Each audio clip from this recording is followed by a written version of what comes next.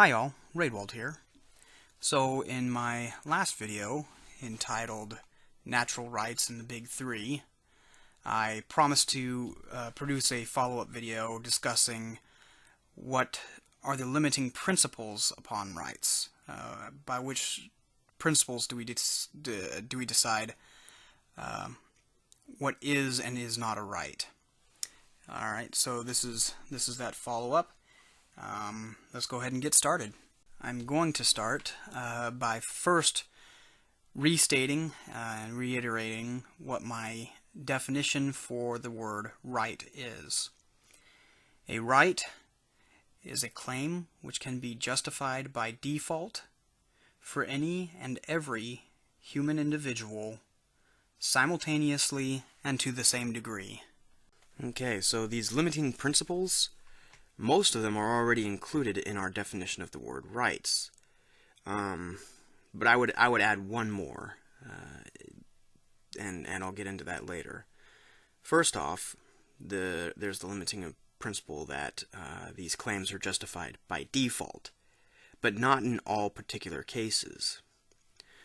What I mean by this is that by default, my claim to my liberty is justified. However, if I use my liberty to seek to deprive another person of their rights, to murder or to kidnap, then my liberty is forfeit, or arguably my life or my property, right? I think most people will accept, at the very least, imprisonment and fines as legitimate means of fighting crime. And as for my life, not everybody agrees with the death penalty, but I think most people will agree that if the police come to arrest me, and I pull out a gun and start shooting at them, that they are justified in shooting back and killing me. Or likewise, if I come at you with a knife, you are justified in killing me. Because I have attempted to violate your claim to life, I have forfeited my own claim. You have not violated it, I violated it. I violated my own claim, or rather I've made my own claim to life unjustified. So that's one limiting principle. I only have a justified claim to whatever it is, dependent upon how I treat the justified claims of others. 2, I mentioned that it has to be simultaneous, something that can be enjoyed simultaneously by all. In other words, if there is a claim which is being made in behalf of a particular individual or group of individuals that is not being considered legitimate for all individuals, then that claim is not a right, it's a claim. And the claim may even be justified. In the case of properties, right? If I spend $2 on a hamburger, that is my hamburger. I have a claim to it, and my claim is justified. If you have not spent $2 on that hamburger, then you have no claim on that, no justified claim on that hamburger.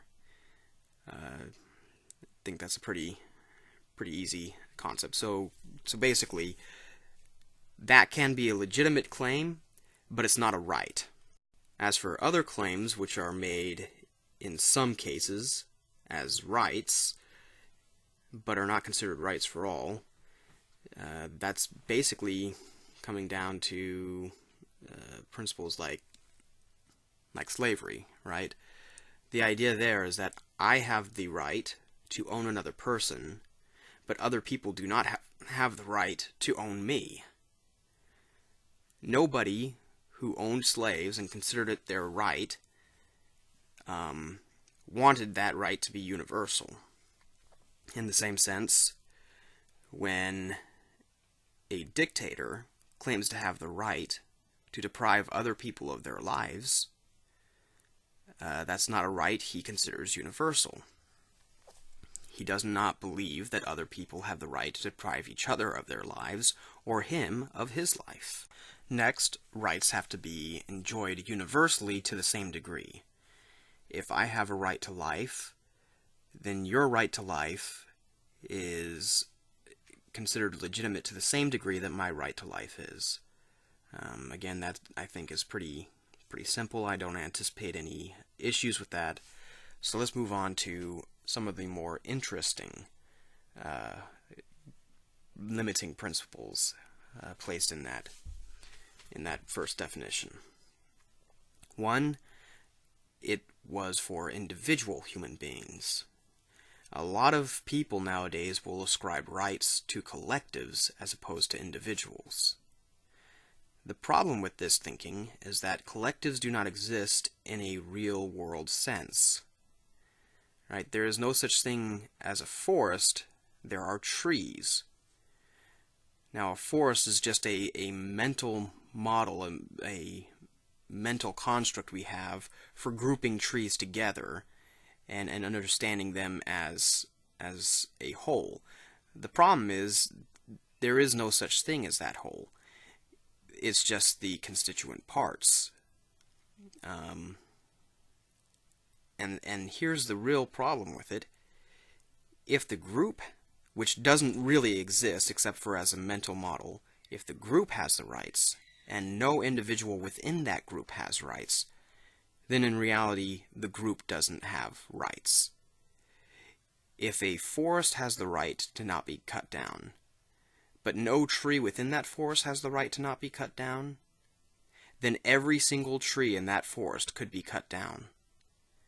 Because any tree in that forest could be cut down. Because not every single tree has the right to not be cut down. They have that right as a group. Problem is, when I go to cut down a particular tree in that forest, I'm not cutting down the group. I'm cutting down a particular tree. So this is the basic difference between collectivism and individualism. And I really don't see how the collectivist argument can be made at this day and age. We've not only do we have the theoretical argument put forth just now, we've got some serious realistic experience with this, historical experience, and it works exactly how the theory plays out. If you have some argument that you want to put forth in favor of collectivism, which I have not responded to, I'm happy to hear it and respond back. The next limiting principle is that the individuals must be human. Now, I know this is going to make some animal rights advocates upset, but the problem is when it comes right down to it, if you extend rights to things which are not human, well, my problem with it is a practical one. There is no principle by which you can now limit that. If animals deserve rights, then why not plants? If plants deserve rights, then why not minerals? Science has actually shown that plants are more aware of their surroundings and have a higher degree of sentience than we previously knew. Now, that doesn't necessarily mean that, plants clearly don't have a central nervous system. Who knows to what degree they experience pain, but they respond to it, right? If you cut a plant, there is a response to it. And so, for a vegetarian or a vegan to say that animals have rights and we can't simply slaughter them in order to eat them, and so should therefore not eat animals, well, by that same logic, we can say you can't eat plants, in which case you've doomed yourself to starve. So I just don't see how you can break past that. I'm willing to hear any arguments on that one as well. But for the current discussion, whatever whatever kindnesses we wish to extend beyond humans, I think are kindnesses rather than a just claim. If for no other reason than that the animals can't even make the claims in their own behalf. Somebody has to make those claims for them. And I think that covers all of the limiting principles which I've included in the definition of rights. But I do have one more thing I'd like to mention here.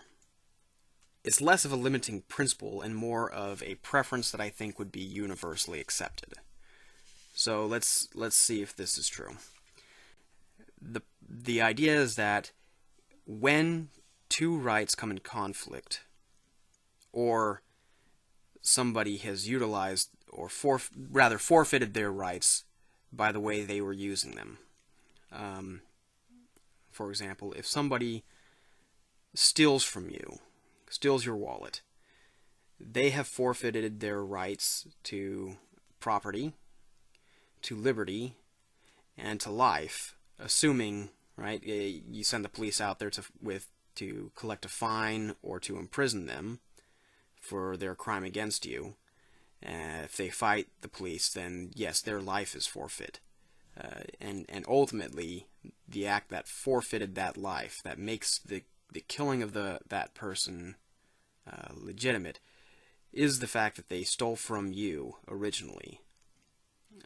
Although I would say that in this case, it also does require that they put up a fight in the attempts to in your attempts to receive justice.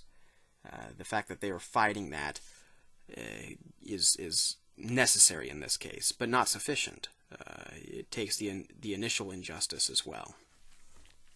All right. So that being said, when there's a conflict there, then I think it is universally preferable to all people that the rights which are forfeit be limited to the